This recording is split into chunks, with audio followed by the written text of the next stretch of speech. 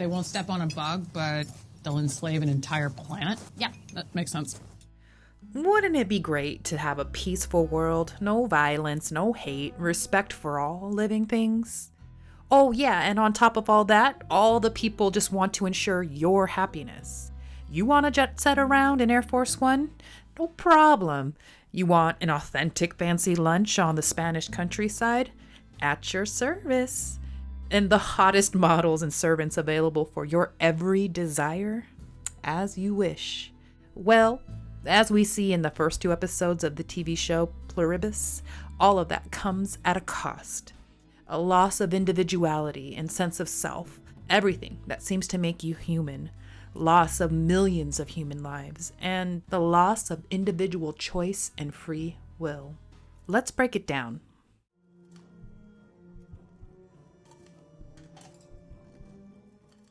Now, early in episode 1, we are introduced to our main character, Carol.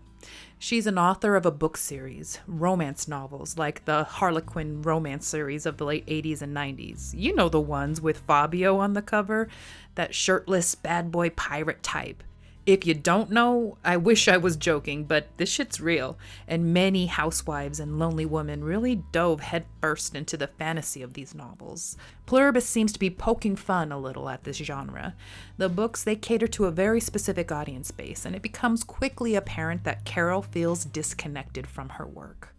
And the world needed yet another female character who spends all her time mooning over some fucking proud and haughty pirate. Depends. You a big fan of mindless crap? The popularity of her books have forced her to live inauthentically, to play pretend along with her fans about this fantasy Fabio character, whom in her books she names Raban, when in reality her fantasy character is a woman, and she wants to write something with more substance. Carol, she hides her romantic relationship with her manager Helen, and as we know with the original tagline for the show, she's the most miserable person in the world.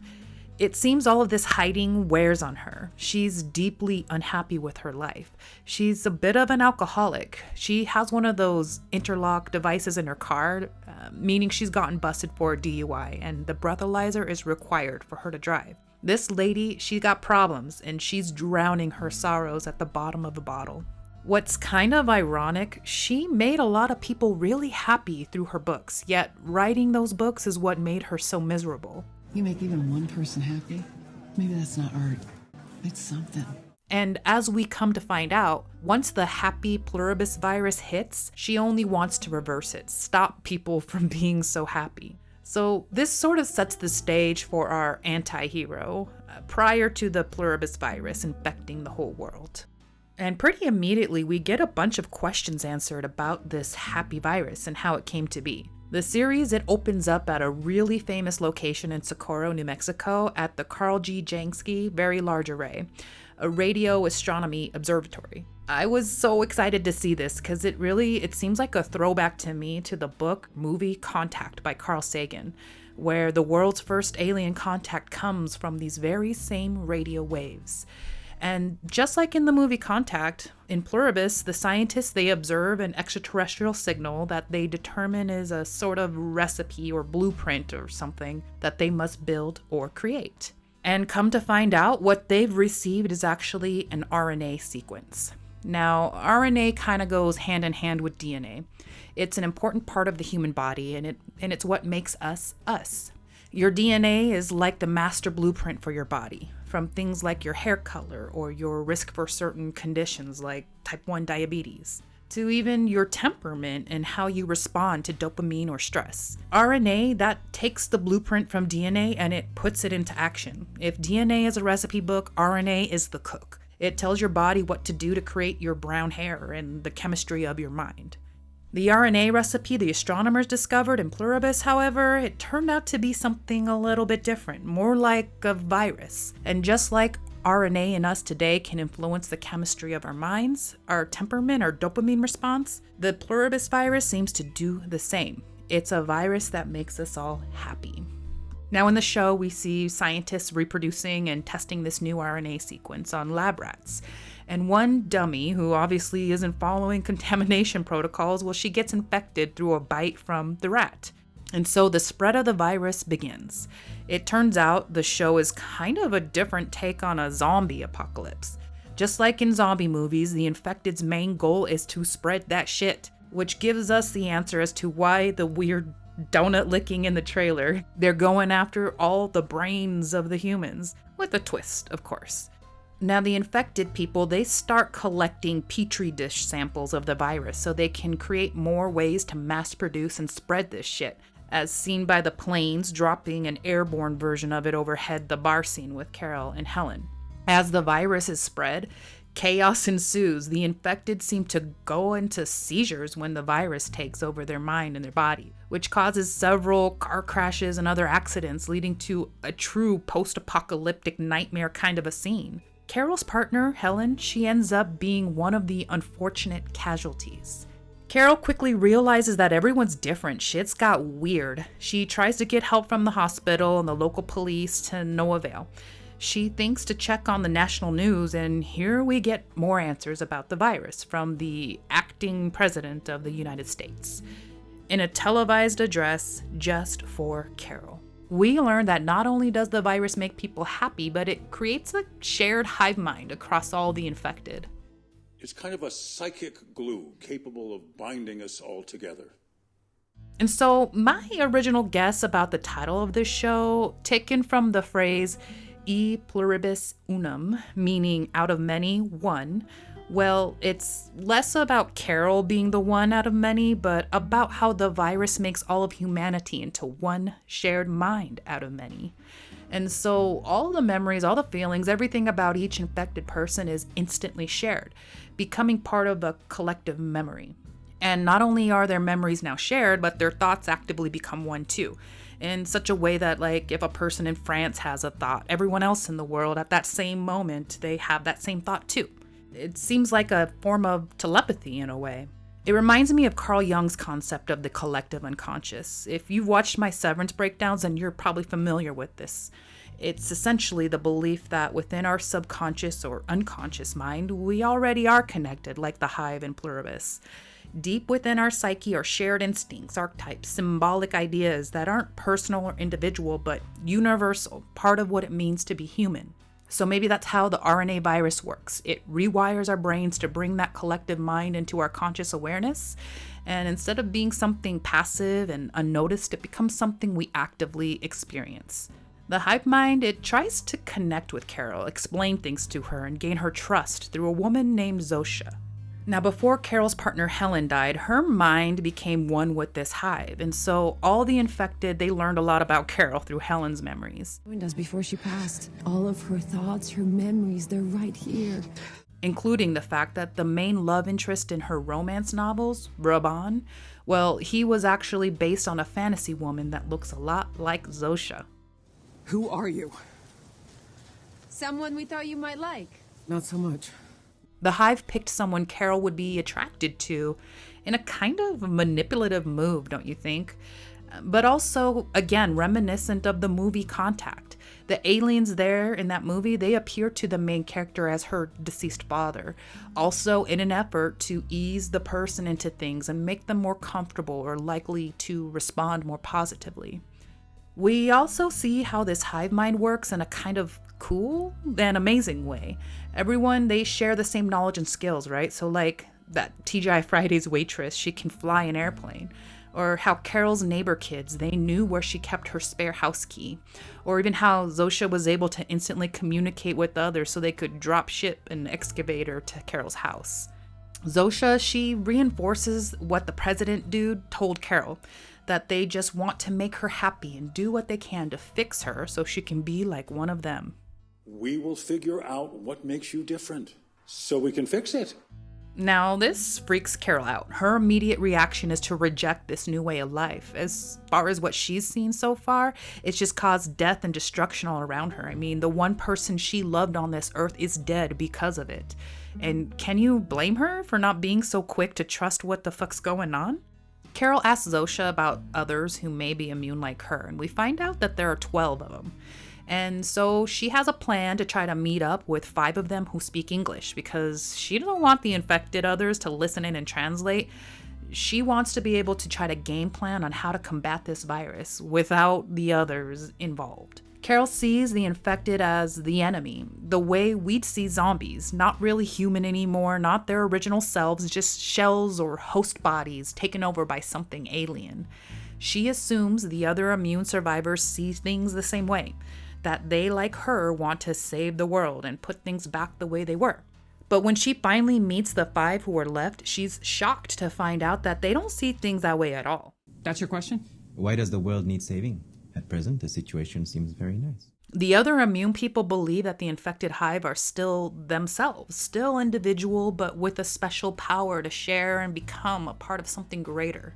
But everything about you that's you won't have that anymore. I'll have it. I'll share it. You don't think it sounds wonderful? The infected, they call this virus a gift. And in the grand scheme of things, it does seem kind of like a good thing for the world. No one is being robbed or murdered. The color of one's skin, by all accounts, now meaningless. Peace on earth. No more war, no racism, no greed, or destruction of the planet and all its animals. The collective, they genuinely seem to want happiness and harmony for everyone. It's also a good thing that Carol doesn't have to hide her sexuality, right? I mean, everyone knows, and it doesn't even matter. She doesn't have to live a fake, miserable life. You know, you would think this alone would sway her to see the positives in this post-apocalyptic world. But for Carol, all morality and good versus bad, peace on earth, yada yada, none of it matters.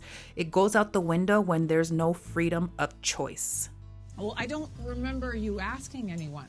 I don't recall anybody getting a vote. No matter how peaceful the infected claim to be, no matter their vows to do no harm, Carol, she sees the hypocrisy in all of it because this new world was forced upon humanity. They won't step on a bug, but they'll enslave an entire planet. And it wasn't some bloodless revolution either. It came with destruction. It came with loss. Didn't intend for anyone to die. How many people died? 886 million. But Carol, she's a bit patronizing to them, trying to force her viewpoint that this is all wrong and hers is the right one. She's hypocritical as well.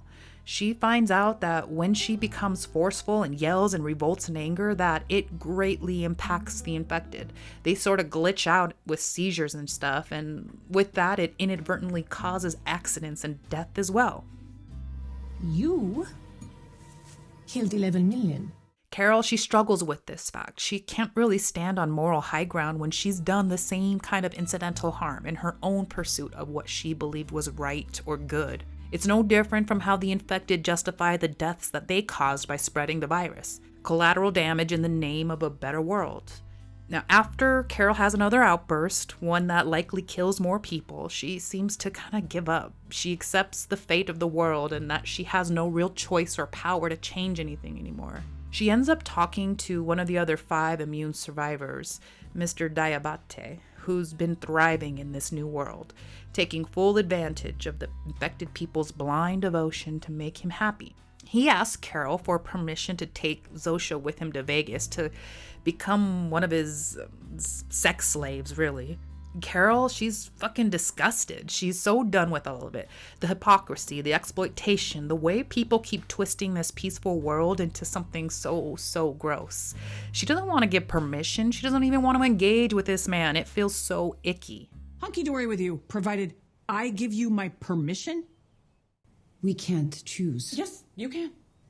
If we were to choose, it would hurt one of you. Zosha, she's incapable of making a choice that could upset Carol or Mr. Diabate. The virus won't let her. Initially, Carol remains defeated, as if it doesn't matter what she says. Whatever, go with him. She has no fucks left to give. But when she sees Zosha boarding the plane with him, something in her changes. I think she realizes then and there that even if the rest of the world is stripped of their free will, forced to live in this artificial happiness, that she still has freedom of choice. And there's no way in hell she's gonna let that man take Zosha. Not like this. So it kind of begs to question how happy the world really is. If your individuality is lost, your focus on yourself gone, can humans really experience the same level of happiness and emotions they did before? If your focus is no longer on the self, but the greater good, then there are concessions that have to be made, sacrifices to the individual. And I wonder, would this all be so bad if the 12 immune people didn't exist? If their selfish nature was eradicated, then there's no one to exploit the people that are part of the hive. There's more of a true harmony. But then there isn't really desire or love in the infected in the same way that we experience it. Is it no longer really immoral what Mr. Diabate is doing if the infected don't really think of it that way? Now, if the virus isn't intended to end humanity altogether, just make it more peaceful and remove all the negative aspects, well, people would still need to reproduce to keep the species alive and going. It seems humans will become a lot more like bees or ant colonies, where sex is just another job and not for pleasure, very controlled. Anywho, this show is awesome. It has me thinking about a lot of different moral and philosophical questions, and the end of the second episode kind of left me wondering about a few more things, and I'm wondering what you all think about it. For one, they mentioned that the cell towers and all the cell networks were down. All the cellular networks are down. I wonder if there's something more to that. Is it just because of all the carnage from the aftermath of the virus spreading, or maybe radio waves interfere with their hive mind abilities or something? Possibly this will be important later down the road. I also wonder, why doesn't Carol just ask the infected to help her create an antivirus? If they're so willing to help make her happy and they seem compelled to do whatever people desire, maybe they will help her with figuring out a cure. And most importantly, why the hell was this virus sent here to begin with? They make it clear that this is a virus. The people are still themselves. It's not necessarily that they're host to some other being or species of aliens. So what's the purpose? Thank you so much, everyone, for watching. I would love to hear your thoughts about this in the comments below. I loved it so much and I can't wait for the season to progress. And rumor has it, there's plans for at least 4 seasons. As always, if you enjoyed this, please ensure to hit the like button and subscribe to my channel for more breakdowns. Special thanks to my channel members for throwing a little extra support my way. This means the world to me and it really helps keep this channel alive and going. Until next time, toodles.